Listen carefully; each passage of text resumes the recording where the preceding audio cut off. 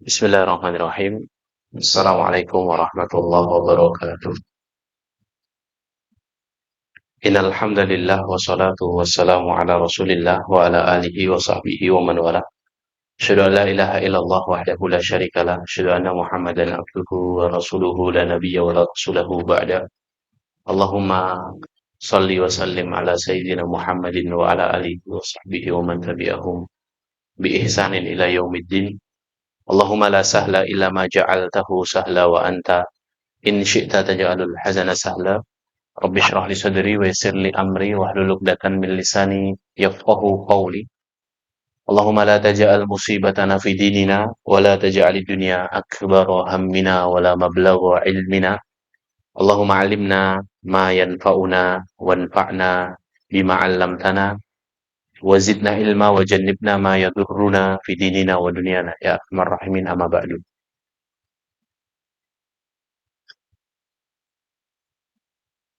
Ma'asyiral hadirin, Bapak Ibu, saudara-saudari, solihin, solihat, ikhwan, akhwat yang dimuliakan Allah Ta'ala. Alhamdulillahirabbil alamin. Tiada sikap hati yang pantas kita ungkapkan pada pagi menjelang waktu Jum'ah ini, melainkan ungkapan syukur kita kepada Allah Subhanahu wa Ta'ala. Allah memperkenankan kita semuanya di antara banyaknya makhluk dan hambanya untuk dapat hadir, duduk sejenak, mampir sebentar di majelis ilmu yang kita istiqomahi bersama. Semoga setiap langkah yang kita usahakan menuju tempat ini, setiap tapaknya menghapuskan dosa, menambah derajat kita di sisi Allah, dan memudahkan jalan kita menuju surga. Dan semoga Allah Subhanahu wa Ta'ala memberikan pertolongan kita untuk dapat memahami ilmu yang kita pelajari pagi hari ini, dan memudahkan kita semuanya untuk mengamalkannya, sehingga kita terus dapat istiqomah di atas jalan ketaatan sampai akhir hidup yang husnul khatim. Amin Allahumma amin. Salawat bertangkaikan salam semoga senantiasa tercurah limpahkan untuk Nabiullah Muhammad Sallallahu Alaihi Wasallam, para keluarga, para sahabat, para tabiin, para tabi'ut tabiin, dan orang-orang yang senantiasa istiqomah di atas jalan kebenaran. Ma'asyiral hadirin yang dimuliakan Allah, kajian pada pagi hari ini adalah kajian yang istimewa karena dalam hitungan jam kita akan memasuki hari-hari yang spesial, hari-hari yang istimewa dan diistimewakan oleh Allah Azza wa Jalla. Allah bahkan bersumpah terhadap hari-hari ini, yaitu ketika Allah berfirman di awal surah Al-Fajr, wal fajri walayalin ashar wasyaf'i wal watar. Demi waktu fajar, demi 10 hari, dan demi yang genap dan yang ganjil. 10 malam atau 10 hari yang disebut Allah dalam ayat ini. Ibnu Katsir meriwayatkan sebuah hadis yang bersumber dari Nabi Shallallahu Alaihi Wasallam, yang dimaksud 10 walayalin ashar di sini dari hadis yang diriwayatkan dari sahabat Jabir. Rasulullah SAW bersabda, Inna al-ashra ushrul adha. Yang dimaksud 10 di sini adalah 10 hari pertama itu bulan Dzulhijjah. Wal watra, ya, wal watra yaumu Arafah. Dan yang dimaksud water atau yang ganjil di sini adalah hari Arafah tanggal 9. Wasyaf'u atau wasyaf'a yaumul adha. Yang genap di sini maksudnya tanggal 10 Dzulhijjah, yaitu uh, hari Idul Adha. Ma'asyiral hadirin yang dimuliakan Allah, bahkan Allah Subhanahu wa Ta'ala bersumpah terhadap hari, atau dengan hari-hari ini. Ya, dan kita tahu dalam ilmu Quran bahwa ketika Allah bersumpah dengan makhluknya, berarti makhluk ini adalah makhluk yang istimewa di mata Allah Subhanahu wa Ta'ala. Maka ketika Allah bersumpah dengan hari-hari ini, maka hari-hari ini adalah hari-hari yang istimewa. Ditambah lagi Rasul kita Shallallahu Alaihi Wasallam membicarakannya.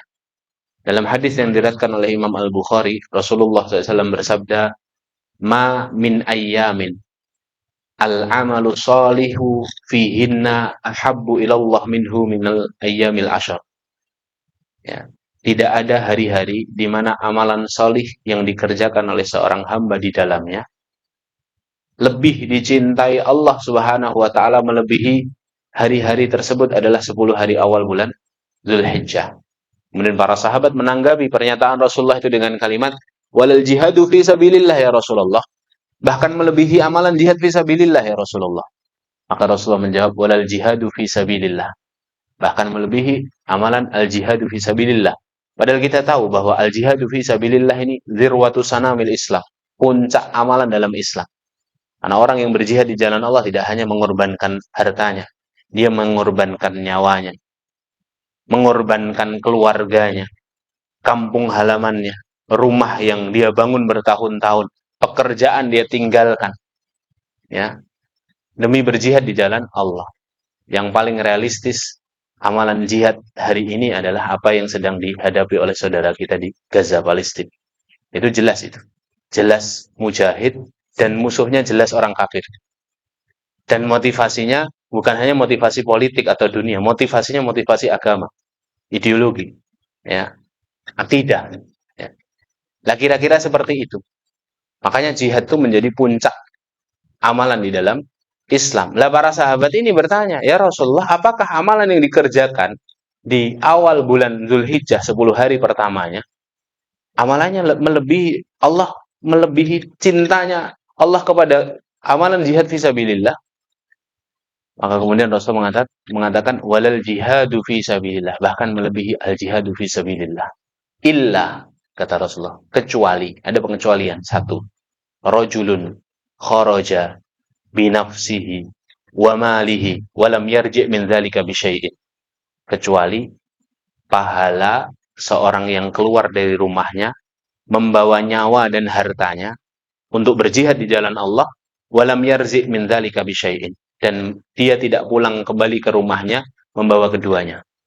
Artinya Pak, syahid. Ya, itu pahalanya sudah tidak bisa dicapai dengan amalan apapun karena ini amalan yang sangat mulia. Tapi dari hadis ini para ulama kemudian menjelaskan. Misalnya Ibnu Katsir. Ibnu Katsir ketika menjelaskan ayat tadi, kemudian menambahkan hadis ini, Ibnu Katsir mengatakan, para ulama bersepakat, para ulama berijma, tidak ada hari terbaik sepanjang tahun melebihi 10 hari pertama bulan Dzulhijjah tanpa pengecualian. Bahkan hari-hari di bulan Ramadan, bahkan 10 hari terakhir bulan Ramadan tidak lebih baik daripada 10 awal bulan Dzulhijjah.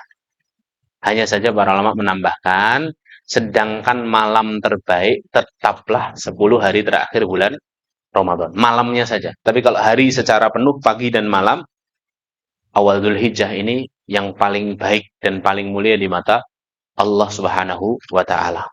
Maka kalau kita perhatikan riwayat-riwayat para salaful ummah, kalau saya menyebutkan salafus salih atau salaful ummah, maka yang dimaksud adalah 3 generasi pertama. Sahabat, tabi'in, tabi'ut tabi'in. Mereka kalau sudah masuk di 10 awal bulan Dzulhijjah, mereka fokus beribadah. Kata Ibnu Abbas, ijtihadan taman ma yaqadu yaqdiru alaih.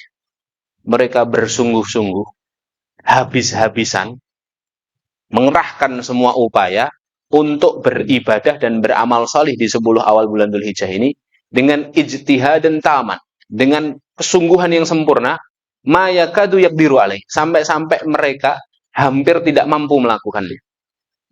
Hampir tidak mampu itu bayangannya ya sudah sampai habis semuanya. Sampai jor-joran. Jungkir balik. Sampai res keringet banting tulang untuk bermaksimal di 10 hari awal bulan Zulhijjah ini, ya. Makanya hadirin dimuliakan Allah, 10 hari ini 10 hari yang harus kita persiapkan. Kita mulai masuk nanti malam insyaallah ba'da maghrib, ya. Sudah hari Sabtu, kita lihat tanggal 1 Zulhijjah berarti. Ya, artinya 10 hari ini harus kita maksimalkan di tengah kesibukan dan di tengah amanah kita masing-masing. Ya. Istimewanya 10 hari pertama bulan Dzulhijjah ini bukan hanya dari sifat bulannya. Kita tahu bulan ini adalah bulan haram ya. Bulan haram itu tanpa ada dalil Al-Quran dan As-Sunnah yang tadi kita bacakan, dia sudah istimewa. Ya, bulan haram itu salah satu bulan dari 4 bulan. Zulhijjah ini salah satu bulan di antara 4 bulan yang dimuliakan oleh Allah Subhanahu wa taala. Surah At-Taubah ayat 36. Inna iddatash syuhuri indallahi 12 syahran fi kitabillahi yauma khalaqas samawati wal ard minha arba'atun hurum. Sesungguhnya hitungan bulan dalam 1 tahun itu ada 12 bulan. Sejak Allah menciptakan langit dan bumi, di antara 12 bulan itu ada 4 bulan yang haram. 4 bulan yang mulia. Dzulqa'dah, Dzulhijjah, Al-Muharram, Rajab. Jadi bulan Dzulhijjah ini sudah istimewa sebelum ada 10 hari pertamanya. Sebelum ada dalil-dalil khusus tentang 10 hari pertamanya. Ditambah lagi, bulan Dzulhijjah ini bulan yang istimewa karena ada syariat haji. Ya, ada syariat haji. Satu ibadah yang merupakan salah satu dari rukun Islam. Lah apa keistimewaan yang lain dari 10 awal bulan Dzulhijjah? Ini amalannya tadi. Amalan, semua amalan atau setiap amalan yang dikerjakan menjadi amalan yang dicintai Allah Subhanahu wa taala. Masyarul hadirin yang dimuliakan Allah, perlu kita tahu bahwa amalan yang diusahakan seorang hamba itu dibagi jenisnya oleh para ulama menjadi 3 jenis. Yang pertama adalah amalan yang diterima, al-a'malul maqbulah atau al-amalul maqbul, amalan yang diterima oleh Allah. Yang kedua adalah al-a'mal al-mardudah, amalan yang ditolak oleh Allah. Yang ketiga adalah al-a'malul mahbubah, amalan-amalan yang dicintai oleh Allah. Dan ini yang akan kita bicarakan. Yang pertama, amalan yang diterima Allah. Kalau diterima berarti absah. Kalau absah berarti mendapatkan balasan pahala sebagai pemberat timbangan amal solih nanti kita di hari hisab. Tapi ada yang kedua, amalan mardud, amalan yang tertolak. Kalau tertolak berarti tidak diterima Allah. Kalau tidak diterima berarti tidak menghasilkan pahala. Justru berpotensi untuk menghasilkan murka Allah. Kalau bahasa kitanya cuma dapat capeknya saja. Kita sudah kumpul, ngaji, amalan tidak diterima. Cuma dapat capeknya saja. Nah ini amalan mardudah. Kapan amalan itu ditolak? Satu, kalau dia tidak ikhlas. Ya, dia tidak memurnikan niat dan tujuannya untuk Allah saja. Dia menduakan niat. Dia menyelingkuhi Allah, menduakan Allah, menyekutukan Allah. Amalan ini mardud. Allah itu zat yang pantang menerima amalan seorang hamba yang mana amalan itu tidak diperuntukkan untuk Allah saja. Allah itu senang jika Allah dijadikan satu-satunya, dijadikan yang paling istimewa dan yang paling baik, tapi Allah itu murka jika dijadikan salah satunya. Ya. Maka amalan itu harus ikhlas. Yang kedua harus ittiba, harus sesuai tuntunan. Kalau tidak sesuai tuntunan, ya mardudah jadinya. Ya, ditolak. Lah ada 2 jenis amalan. Ada yang ketiga, amalan yang dicintai oleh Allah. Kata para ulama, apa bedanya amalan yang dicintai dengan amalan yang diterima? Kalau amalan diterima, absah diterima oleh Allah dapat pahala. Tapi kalau amalan yang dicintai, yang Rasulullah SAW menjelaskan, semua amalan solih di 10 hari awal ini adalah amalan yang dicintai oleh Allah. Amalan yang dicintai itu dia tidak hanya mendapatkan balasan pahala. Di waktu yang sama dia mendapatkan penghapusan dosa. Allah ampuni dosa-dosanya. Tanpa harus bertobat dan tanpa harus beristighfar. Kita sering disebut para ulama dengan al-hasanatul mahiyat. Amalan-amalan solih yang menghapuskan dosa. Ini amalan-amalan yang dicintai Allah. Dalilnya apa Ustaz? Surah Ali Imran ayat 31. Yuhibbukumullah wa yaghfir lakum dzunubakum. Niscaya Allah akan mencintaimu. Kalau ada Allah sudah mencintai kita, mencintai amalan kita, yaghfir lakum dzunubakum. Allah mengampuni dosa-dosa kita. Ya. Masyaallah hadirin, Bapak Ibu, saudara-saudari, solihin solihat yang dimuliakan Allah Ta'ala. Dulu Syekh kami pernah bertanya kepada kami murid-muridnya. Tanyaannya itu begini. Kapan peluang amalan kita kualitasnya 100% di mata Allah? Kapan hadirin? Peluang amalan kita kualitasnya di sisi Allah 100%. Kadang kita sholat kan kadang nggak khusyuk. Kualitasnya nggak 100%. Kadang hanya istifa'us syurut saja, yang penting gugur kewajiban. Yang sudah terburu-buru, ada pekerjaan berikutnya. Kadang puasa kita masih ditambah ghibah, masih emosi. Jadi nggak 100% kan kualitasnya. Kadang sedekah masih pingin dilihat orang, masih ada serpihan-serpihan riak, pingin ditonton sama orang. Atau hanya ikut-ikutan, karena merasa panas teman saya sedekah, masa saya nggak sedekah. Ya, masih ada kualitas-kualitas yang berkurang. Ya, kualitasnya nggak 100%. Ya, tapi ada kondisi atau waktu di mana kualitas amal seorang hamba itu jadi 100%. Kemungkinan berkurangnya sangat tipis. Bahkan nol kemungkinannya. Peluangnya 100% sempurna. Kapan? Kata guru kami ada di dua suasana dan ada di dua waktu. Yang pertama apa? Saat kita di alam kubur dan kita masih punya amal jariah. Itu aman hari ini. Kita punya amal jariah, kita sudah masuk alam kubur. Artinya sudah tidak ada kesempatan buat sombong. Tidak ada kesempatan buat pamer. Ya sudah masuk kubur, mau ngapa? Sudah tidak ada kesempatan untuk salah niat. Dan amalan itu ngalir terus, pahalanya 100%. Amal jariah. Yang kedua apa? Yang kedua, 10 hari awal bulan Dzulhijjah. Amalan solihnya, setiap kali melakukan amalan apa saja, jenis amalan solih, Allah tambahkan pahala 100%, Allah hapuskan dosa 100%. 100, 0. Masya Allah. Itu amalan yang dicintai itu begitu sifatnya. Ya. Makanya ma'asyarul hadirin dimuliakan Allah, tidak ada pilihan kecuali kita harus memastikan bahwa hari-hari ini adalah hari-hari yang berkualitas. Hari-hari yang semuanya kita targetkan, setiap hembusan nafas yang kita keluarkan, setiap langkah kaki, setiap detik yang kita lalui, semuanya bernilai amal soleh di mata Allah Subhanahu wa taala. Karena bisa jadi ini hari-hari yang Allah hadirkan untuk kita. Kenapa kita sampai di hari-hari ini? Bisa jadi karena Allah melihat di masa lalu. Allah ingin hapuskan di hari-hari ini. Atau sebaliknya, bisa jadi umur kita panjang tapi bekal amal soleh kita belum banyak. Maka Allah hadirkan kita, Allah sampaikan kita di hari-hari. Tinggal hitungan jam hadir. Ya. Maka 10 hari ini harus jadi 10 hari yang berkualitas. Lihat apa yang dikatakan para ulama. Para ulama sepakat 10 hari ini adalah 10 hari terbaik sepanjang tahun tanpa pengecualian. Di mata Allah ini 10 hari terbaik. Semua amalan solehnya ahabbu ilallah minhu. Sangat dicintai Allah Azza wa Jal. Nah, kalau kita sudah punya harinya, sudah punya waktunya, tinggal bagaimana kita atur strateginya. Jadi ini temanya tarhib Zulhijjah ini. Bukan tarhib Ramadan ya. Ini pembekalan 10 awal bulan Zulhijjah. Tinggal apa? Apa yang harus kita lakukan? Hadirin dimuliakan Allah. Kalau kita berbicara soal amalan yang maksimal, maka amalan yang maksimal itu tidak terlepas dari 3 kaidah. 3 kaidah ini dipegang betul dan diimplementasikan dalam amalan kita. Kalau amalan kita ingin fokus, maksimal, sapu bersih, 3 kaidah ini diharapkan bisa melengkapi atau bisa menjadi pemandu kita untuk melakukan amalan secara maksimal. Yang pertama, kalau ingin amalan maksimal, harus ada perencanaan dan harus ada evaluasi. Ya. Takhtid dan muhasabah. Harus ini. Makanya ini mumpung masih berapa jam lagi nih kan, menuju maghrib ini. Ya. Kita harus bikin perencanaan. Tanggal 1, saya mau ngapa.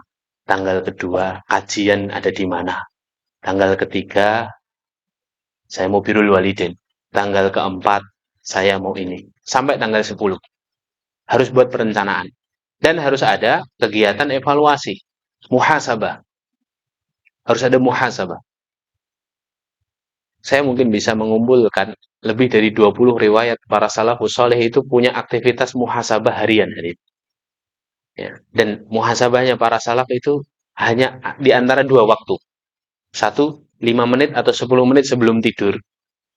Ya, gunakan waktu untuk muhasabah, untuk mengevaluasi amalan dan mengevaluasi dosa. Atau kalau sudah sangat ngantuk dan tidak ada waktu karena sudah habis tenaga seharian, bisa ba'da subuh sampai syuruk. Itu waktu yang paling tepat untuk muhasabah dan untuk membuat perencanaan. Ya.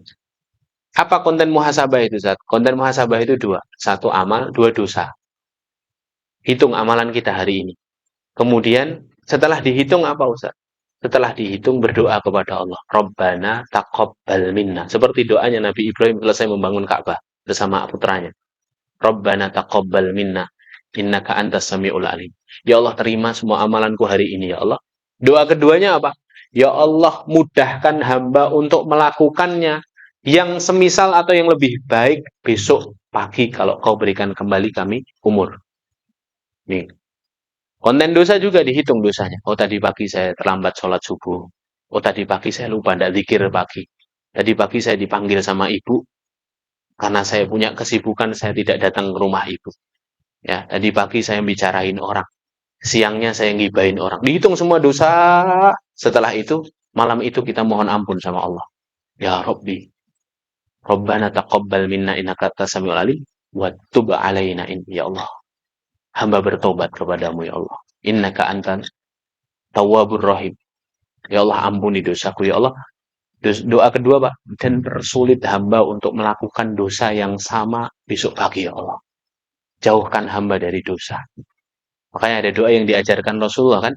Doanya Pak, Allahumma arinal haqqa haqqa warzuqna tiba'ah wa arinal batila batila warzuqna ijtinaba. Ini doa luar biasa artinya hadis.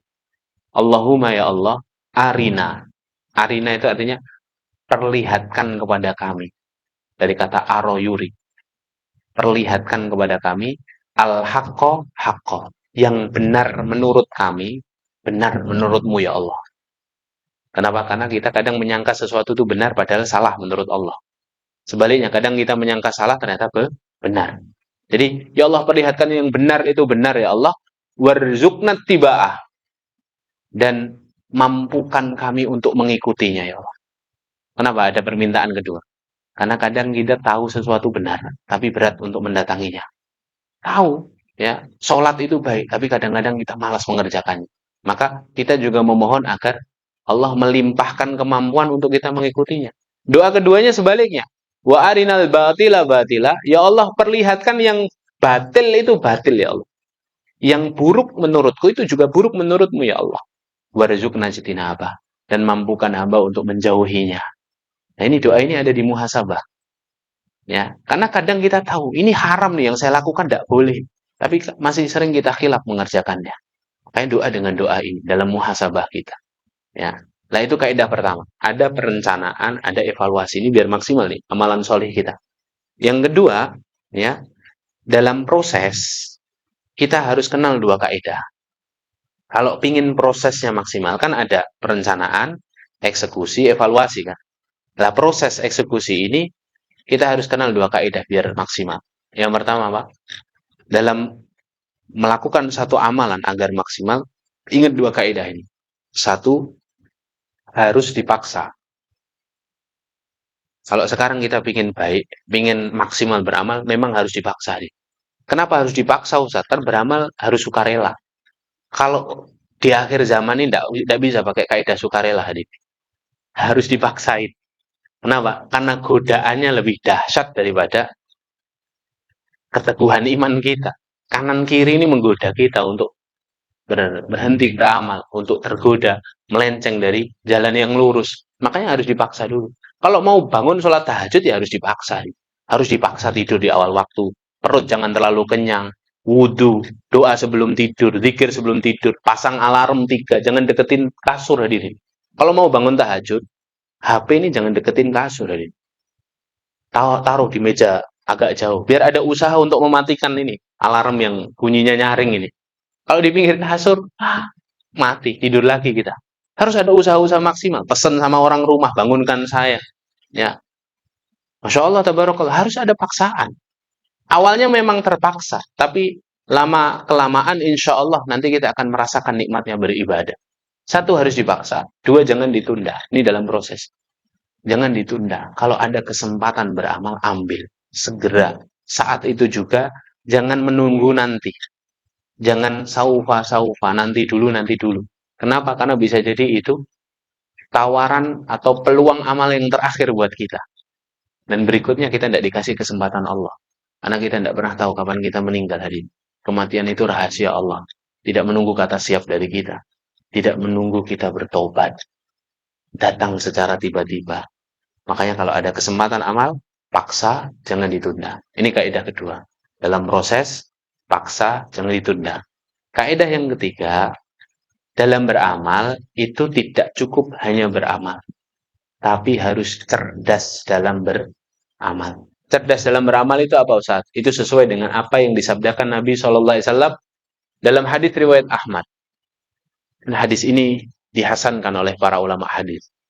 Bunyi hadisnya begini. Saddidu wa qaribu wa'malu wa khayyiru, kata Nabi SAW. Maksimallah dalam beramal. Terus meneruslah dalam beramal. Dan pilih-pilihlah amalan. Wa khayyiru itu artinya pilih-pilih amalan. Nah, ini yang disebut cerdas dalam beramal. Pilih-pilih amalan itu apa? Menentukan prioritas amal. Makanya dalam disiplin ilmu fikih itu ada bidang ilmu fikih aulawiyat namanya. Fikih prioritas. Menentukan amalan mana yang harus didahulukan ketika keduanya datang bersamaan. Ya. Mana yang harus didahulukan? Ngerawat ibu yang sedang sakit atau qiyamul semalam suntuk tadi. Nah, di sini pakai fikih prioritas. Disinilah kemudian kita menentukan mana yang prioritas untuk didahulukan, mana yang nomor 2, mana yang nomor 3. Dan semua ulama sepakat, amalan yang wajib diprioritaskan adalah amalan-amalan yang hukumnya wajib. Baru kemudian amalan yang hukumnya sunnah, baru kemudian mubah. Mubah pun harus diusahakan agar jadi mubah berpahala. Adapun makruh, kalau bisa ditinggalkan lebih baik ditinggalkan. Haram, jangan sekali-kali kita menyentuhnya. Karena haram. Tidak ada, ini sudah harga mati nih, tidak boleh disentuh kalau haram. Ya. Jadi urut seperti itu. Maka sama, waktunya terbatas. Kita harus beramal secara cerdas. Harus tentukan prioritas amal. Maka sejak tanggal pertama, taktibnya, perencanaannya, harus dimulai dari amalan-amalan wajib. Apa amalan yang paling wajib? Apa hadir? Sebelum sholat ada amalan yang lebih wajib daripada sholat 5 waktu. Apa? Para ulama sepakat amalan wajib yang paling prioritas adalah menjaga amalan hati. Para ulama berijma amalan hati itu pahalanya lebih gede daripada amalan fisik, amalan zahir. Dan amalan hati yang paling prioritas untuk dijaga adalah menjaga keikhlasan dalam beramal. Karena ikhlas itu letaknya di hati. Taqwa pun letaknya di hati kan. At-taqwa hahuna kata Rasul. Ya. Maka pastikan 10 hari ini semua amalannya hanya untuk Allah. Jangan untuk manusia. Anda berkorban, korbannya untuk Allah. Luruskan niat lagi. Saya nggak enak lah kalau di kampung saya, di masjid saya nggak korban. Apa nanti kata orang? Saya punya uang, saya nggak berkorban di masjid. Hati-hati, hati-hati hadirin. Berarti kita beramal untuk eksistensi kita di masjid. Di antara para jamaah, jangan hadir. Eman-eman sudah keluar sekian juta. Bukan untuk Allah, untuk manusia. Jadi amalan wajib yang penting untuk dijaga, jaga keikhlasan dalam beramal. Ya. Baru kemudian masuk ke amalan-amalan zohir. Amalan zohir yang paling pertama sholat 5 waktu.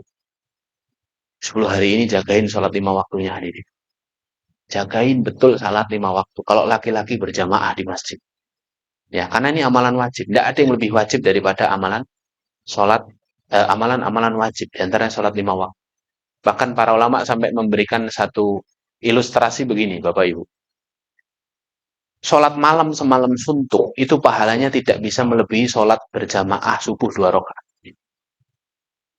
Kenapa? Karena sholat malam semalam suntuk hanya sholat sunnah. Sholat berjamaah 2 rakaat subuh, sholat wajib. Ya. Ilustrasinya itu semudah sholat qobliyah 2 rakaat subuh, pahalanya kan khairun minad dunya wa ma fiha. Lebih baik daripada dunia seisinya kan. Kalau sholat sunnahnya saja lebih baik daripada dunia seisinya, gimana sholat wajibnya? Sebesar apa itulah gitu. Ya. Sehingga kemudian, ma'asyiral hadirin yang dimuliakan Allah, eh, kalau kita sudah tahu prioritasnya ini, kita dahulukan yang wajib-wajib. Ya. Sholat 5 waktu. Kalau yang keluar zakat, malnya keluarkan, zakat mal sudah sampai haul keluarkan. Ini momen-momen yang penting ya, momen-momen yang spesial.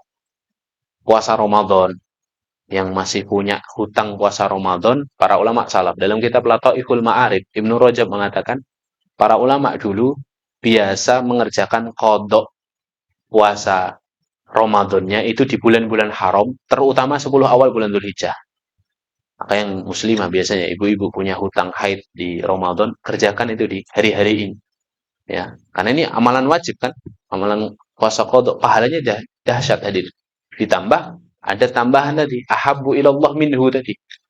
Ini jadi amalan yang dicintai Allah Subhanahu wa taala. Amalan wajib semua diurutkan. Birrul walidain dari awal tadi saya katakan.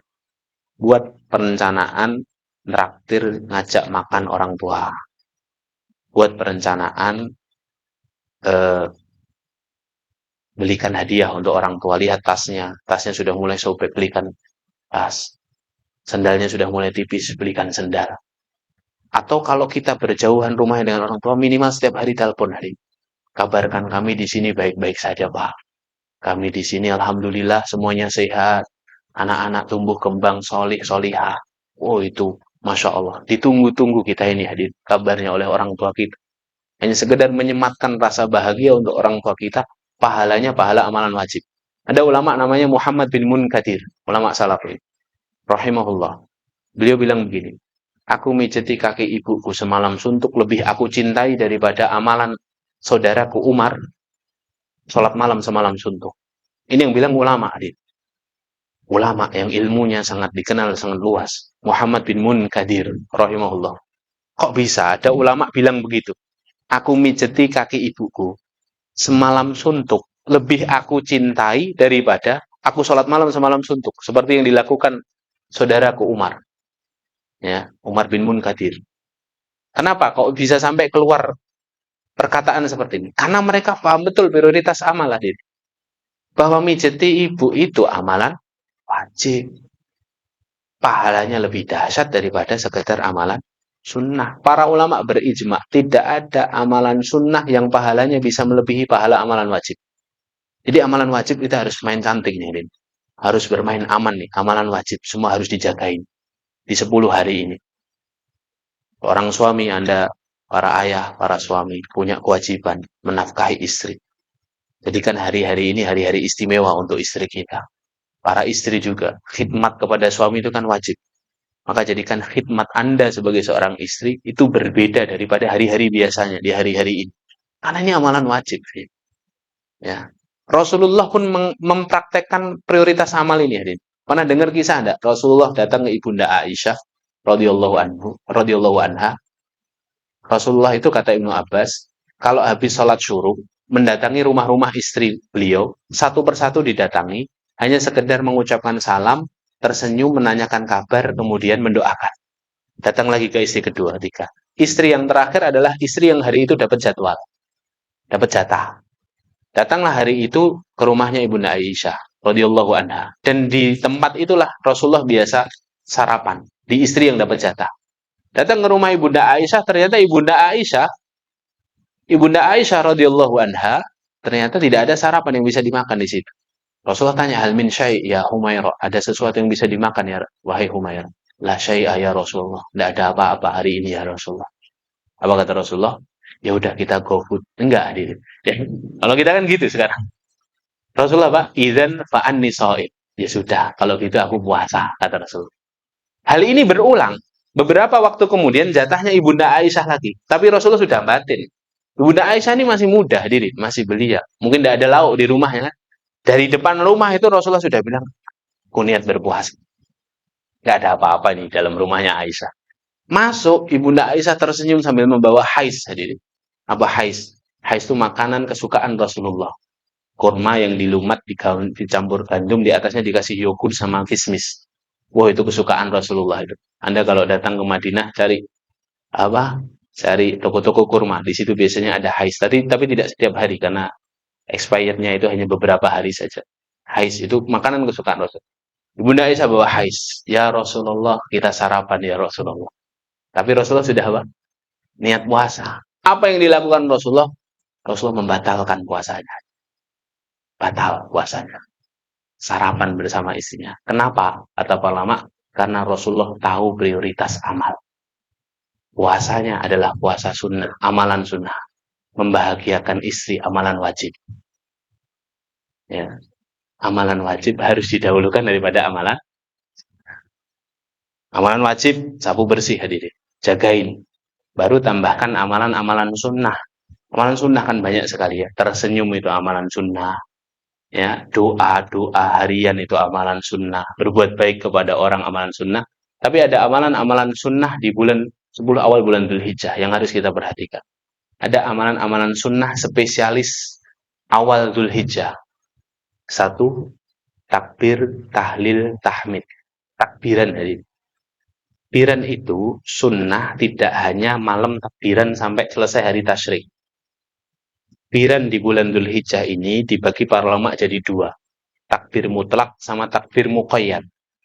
Takbir mutlak itu tidak terikat waktu dan tempat. Mulainya kapan? 1 Dzulhijjah sampai Idul Adha. Apa yang dilakukan? Ya takbiran. Di mana saja ya, jangan sambil piket takbiran. Allahu Akbar, la ilaha illallah. Wallahu Akbar, walillahil. Abu Hurairah dan Ibnu Umar mengamalkannya. Di pasar-pasar beliau bertakbiran sehingga orang-orang bertakbiran di hari-hari ini. Ya. Nah, nanti takbir muqayyad itu terikat waktu setelah sholat. Setelah Idul Adha kan biasanya kita takbirannya di masjid-masjid kita sampai selesai tasyrik. Nah, ini amalan yang dahsyat tadi. Karena ini hari-hari istimewa. Kemudian amalan yang dahsyat lainnya adalah kurban. Ya, kurban ini jangan nunggu kaya dulu hadir. Kurban ini selama kita punya tekad dan azam yang kuat, insya Allah tahun ini kita bisa kurban. Kalau tidak, mulai tahun ini, tahun depan insya Allah kita kurban. Coba Anda bayangkan, kalau satu hari kita bisa nabung Rp7.000, H-nya libur dulu, Indomaretnya libur dulu hadir. Efisiensi, Rp7.000 kali 30 itu 210 hari. 210.000 setiap bulan. Kalau 10 bulan sudah 2.100.000. Kalau 11 bulan sudah 2.310.000. Dapat satu kambing. 11 bulan saja. Bisa enggak? Bisa. Saya menemui banyak orang yang secara finansial tidak masuk akal hari. Ada yang sampai hari ini ikut program kurban kami di Pulau Buru, Sumatera. Setiap tahun ikut, dia seorang penjual susu segar. Anda tahu kan penghasilan orang jualan susu segar. Tapi setiap tahun ikut. Ya mungkin standarnya belum sampai 2 juta. Karena kami berkorban di Pulau Buru itu sapinya hanya harga 11.600. Jadi satu orang cuma 1.650.000 sama operasionalnya. Ya, yang mendapatkan ya para mu'alaf, Islam-Islam pendalaman, Masya Allah. Ya, ya memang seperti itu kaedahnya. Kalau kita tidak bisa maksimal di pusat ya kita agak minggir. Jadi ibadah kaitannya dengan harta itu kaedahnya seperti orang beli tanah. Kalau tidak bisa beli tanah di pusat kota ya agak minggir. Ya sesuai kemampuan maksudnya. Ya agak minggir sama hadirin. Korban juga begitu. Insya Allah kita dimampukan Allah kalau kita punya azam. Idza adumal azmu wadu hasabil kata para ulama. Kalau azam sudah besar, kuat, tekad sudah bulat, wadu hasabil. Allah akan bukakan jalannya. Ya. 2, ibadah kurban. Ya, ibadah kurban. Fikih kurban, insya Allah dibahas kapan-kapan. Ya. Kemudian yang ketiga, amalan yang lainnya adalah berpuasa. Puasa sunnah di 9 awal Dzulhijjah itu sunnah. Karena Nabi SAW juga biasa mengerjakan puasa Tis'a Dzulhijjah. Tis'a di sini maksudnya 9 hari bulan Dzulhijjah. Kalau tidak bisa 9 ya 8. Kalau tidak bisa 8 ya 7. Kalau tidak bisa ya 5. Kalau memang mentok tidak bisa karena aktivitas yang luar biasa. Dan kita ini bukan ahlu saum. Karena ada orang tuh yang nggak ahlu saum. Kenapa? Karena kalau tidak nyentuh nasi itu muring-muring, Pak. Ya, kan ada orang yang begitu kan. Semego, ya. Tahu semego ya? Jadi ini agak nyentuh nasi itu wis uring-uringan pokoknya harinya itu. Ya memang dia bukan ahlu saum, mungkin dia ahlu tahajud, kita nggak tahu. Ya, mungkin dia ahlu yang lain gitu ya. Dia punya potensi amal yang lain. Nah, kalau kita ini hanya bisa meluangkan satu hari ya minimal 9 Dzulhijjah. Ya, apa kata Rasulullah? Saumu yaumi Arafah ahtasibu 'ala Allah an yukaffira sanata qablahu wa sanata ba'da. Ya. Puasa tanggal 9 Dzulhijjah, puasa hari Arafah, ya, aku berdoa kepada Allah agar ia dapat menghapuskan dosa setahun yang lalu dan dosa setahun yang akan datang. Ini jangan disalahartikan ya. Dosa setahun yang akan datang itu bukan berarti bebas melakukan dosa. Bari aku tak libur poso, libur sholat, bukan itu. Ya, maksudnya dosa yang akan datang dapat diredam hawa nafsunya untuk melakukan dosa. Ya, kan lebih ringan untuk condong kepada kebaikan daripada dosa. Itu salah satu fadilah puasa 9 Dzulhijjah. Setidaknya ya 1 hari lah, kalau tidak bisa 9 hari. Nah, ini juga pilihan amal. Kemudian yang keempat, menahan untuk tidak memotong kuku dan memotong rambut untuk orang yang berkorban. Ya, dari tanggal 1 sampai binatang korban disembelih. Ya, hikmahnya apa? Kalau dalam kitab-kitab Syafi'i, kitab-kitab fikih Syafi'i disebutkan agar semakin banyak anggota tubuh kita yang terbebas dari api neraka. Karena melewati proses 10 hari ini, 10 hari terbaik. Ya, jadi jangan dipotong dulu. Ya, jangan dipotong dulu, jangan dipangkas dulu. Kemudian yang kelima, sholat Idul Adha ini juga amalan sunnah yang ditekankan untuk orang yang tidak berhalangan dan yang berhalangan. Jadi untuk para wanita haid juga disunnahkan untuk keluar, datang ke tanah lapang, untuk ikut mensyiarkan syiar Islam bernama sholat Idul Adha ini. Walaupun tidak ikut sholat, tapi dia ikut duduknya, ikut jalannya, ikut takbirannya, ikut dengarkan khutbah. Yang penting catatannya ini belum banyak dipraktekkan oleh kaum muslimin. Wanita-wanita haid itu harusnya disediakan tempat khusus. Jangan disatu sofkan dengan apa? Dengan jamaah sholat. Karena nanti mengurangi pahala berjamaah. Karena dia memotong soft. Jadi disediakan sendiri misalnya panitia di RSKU bikin sholat Idul Adha. Di sop wanita itu ditulisi area khusus wanita haid dan anak-anak misalnya seperti itu. Sehingga nanti tidak mengganggu kesempurnaan sholat berjamaah, jamaah yang sholat. Dan amalan-amalan sunnah yang lain itu ditaruh di nomor 2 setelah amalan wajib. Baru setelah itu amalan-amalan mubah. Para ulama punya rumus begini. Amalan mubah itu, semua amalan mubah kita, makan, minum, balas WA, istirahat di kantin, semuanya, tidur. Amalan mubah itu bisa bernilai ibadah, berpahala di sisi Allah kalau kita tahu caranya. Caranya apa? Caranya harus terpenuhi 3 syarat. Syarat pertama, tata niat. Tata niat. Niatnya apa, Ustaz? Niatnya untuk ibadah. Ibadah itu 2. Kalau nggak ngerjakan perintah, ninggalkan larangan. Niat yang paling mudah itu ninggalkan larangan ini. Ninggalkan maksiat, tarkul maksiat. Jadi kalau jenengan dari tadi duduk di sini, niatnya tolabul ilmi kan mengerjakan perintah. Tolabul ilmi faridotun ala kulli muslim. Sekaligus ditambahkan niat, ya Allah saya duduk di sini litarkil maksiat. Untuk ninggalkan maksiat. Pahalanya double hari ini. Jenengan itikaf di masjid, ketiduran, sebelum tidur, niat, ya Allah, nawaitu litarkil maksiat. Tinggalkan maksiat, ya Allah. Karena kalau saya bangun, saya ngibah, ya Allah. Ya. Kalau saya bangun, saya zina mata, ya Allah. Saya tak tidur aja. Itu ada dalilnya dalam Al-Quran loh. Kisah Ashabul Kahfi itu kan kisah tarkul maksiat tuh. Ditidurkan Allah 309 tahun loh. Ya, jadi kalau malam hari niatkan tidur itu litarkil maksiat. Ya Allah, saya tidur litarkil maksiat karena kalau bangun saya begal orang, ya Allah. Ya begitu ya. Tidur, ya. Nah, litarkil maksiat. Jadi tata niat.